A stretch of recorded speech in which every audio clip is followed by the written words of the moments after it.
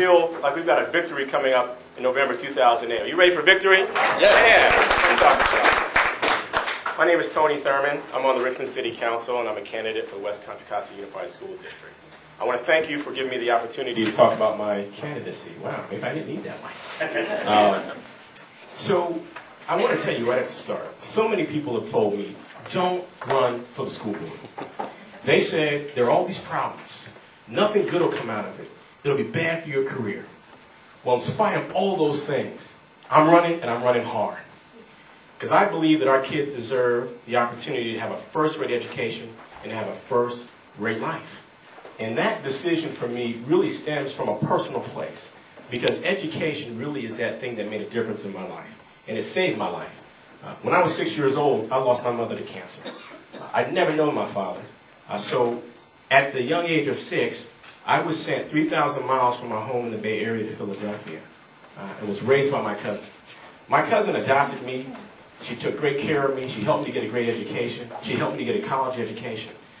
Getting that college education also helped me to get 2 master's degrees, to have a 17-year career as a social worker, working with foster youth, working with at-risk kids, being a mentor, working in after-school programs, and really doing things to help strengthen the community.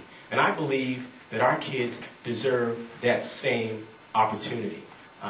All those things that have happened in my life because of getting an education allowed me today to be a homeowner, to be a city council person in Richmond, has allowed my wife and I, my wife is a teacher in this district, to raise 2 beautiful young daughters, one of whom is now a student in our district.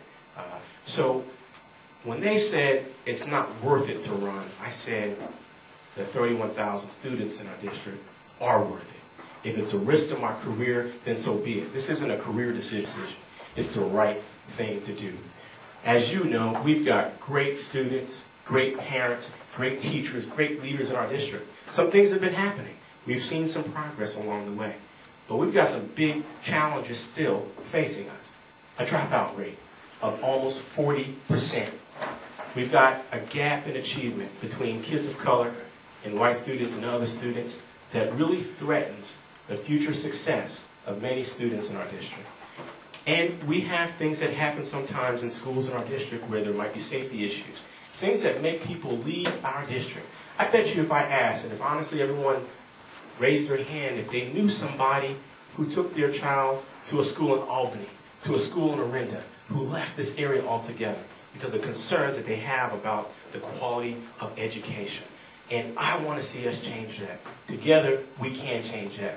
There's some big social problems that are caused by deep-rooted social economic stuff that as a district and as a community, we cannot completely control.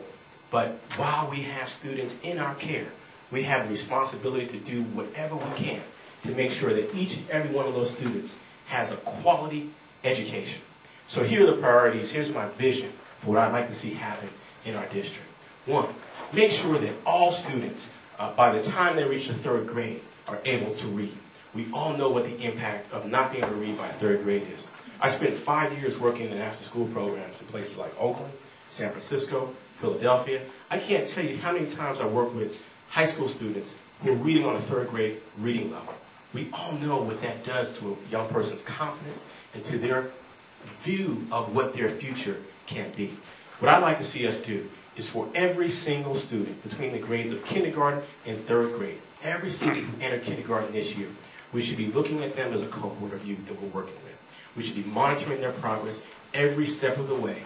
Kindergarten, 1st grade, 2nd grade, 3rd grade, making adjustments to assist them based on where they are in their literacy gains, and bringing in additional resources to help them, if it's after-school programs, if it's tutoring programs, if it's mentoring programs. Give them the support that they need. As it relates to the dropout challenge, I think we should be doing the same thing for every student who enters 9th grade, who's entered 9th grade this year. We should be providing additional resources, like an internship program.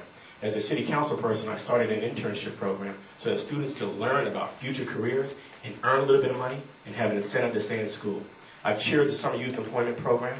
We have 300 students from this district who've got a summer job. Today, that program has grown to 500. And then we need to strengthen our parenting programs. If you look across our district, you know the places where we have the most success are places where there are strong programs. And if that means bringing in nonprofits to help some of our families, then we should do that. I'm honored to be endorsed by Congressman George Miller, Assemblymember Lonnie Hancock, Supervisor John Julia, board members Audrey Miles and Dave Brown, and the United Teachers of Richmond, and I hope to have your endorsement in your partnership. Thank you.